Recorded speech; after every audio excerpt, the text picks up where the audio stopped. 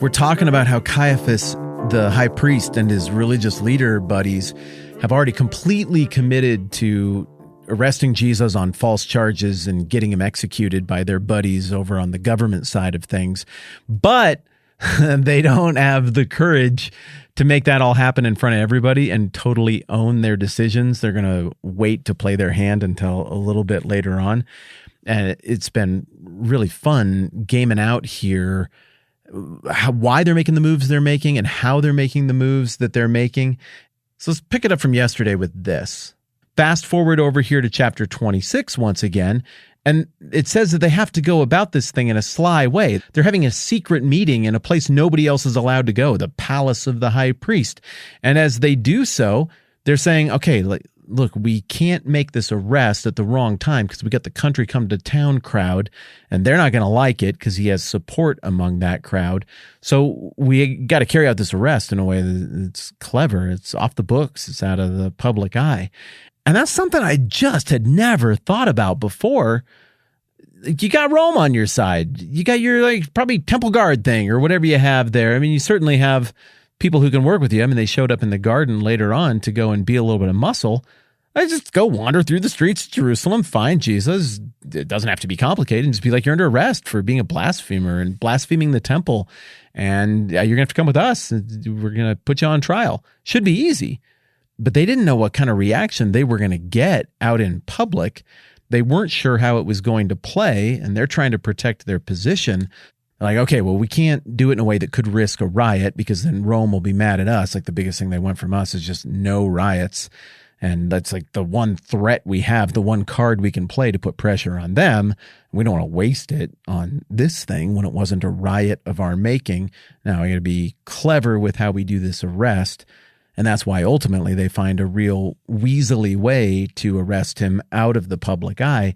But Jesus knew that. He could have avoided the arrest if he wanted to. He was doing what he wanted to be doing in the place he wanted to be doing it when he got arrested.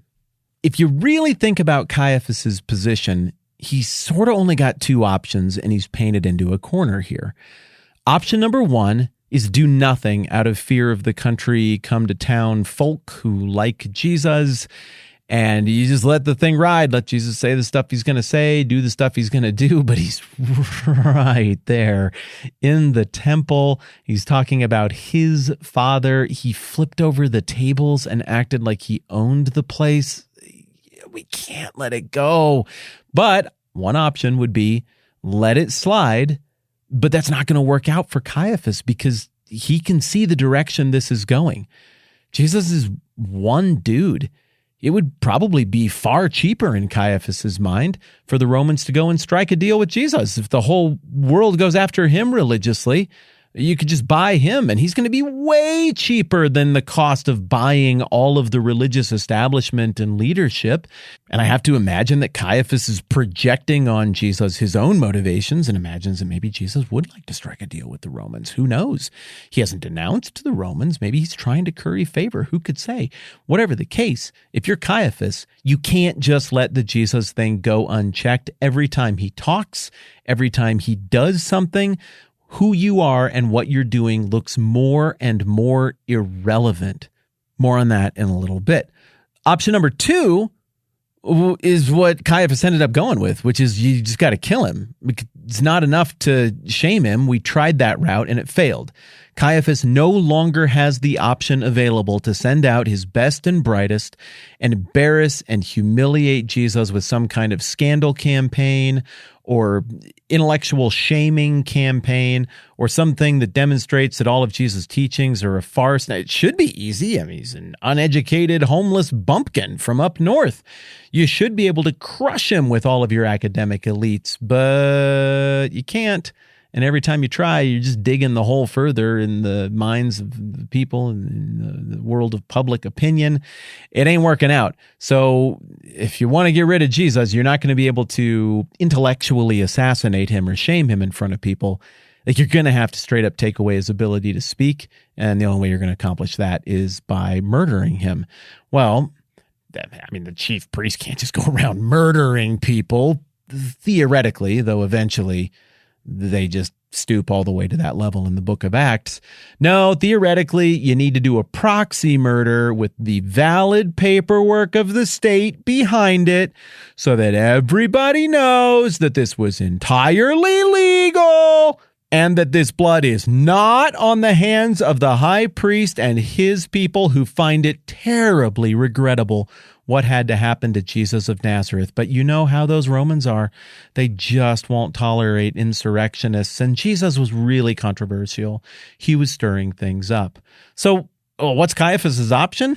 Well, viably, only the latter. He's got to kill him, or he's got to admit that Jesus is right. And if he admits that Jesus is right, he's got to change everything he's doing.